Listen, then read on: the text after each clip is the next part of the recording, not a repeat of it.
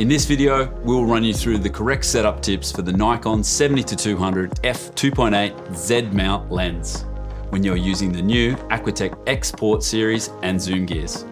Today I'll be using the Nikon Z9, but this same setup process applies to all Nikon Z series cameras accommodated in the Aquatech range.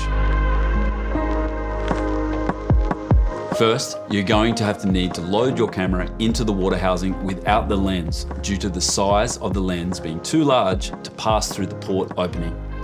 Once this is complete, we'll prepare the lens.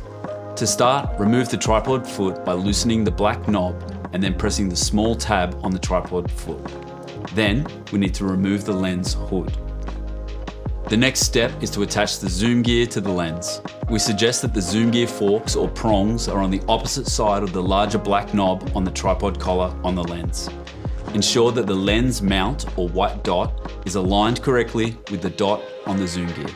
With the zoom gear correctly positioned on the lens, you then need to tighten down the Velcro strap to ensure that the gear is firmly gripping onto the lens.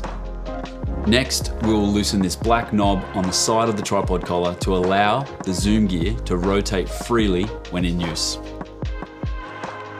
You can now remove the camera's body cap and the rear lens cap and align the mounting points on the lens. Now that the lens is secure, we suggest that you always test the zoom control on the housing to ensure that the control and the gear are working correctly. You can now attach the correct X series adapter and secure it firmly. Lastly, you can remove the front lens cap and attach the XF55 flat lens element to complete your setup process.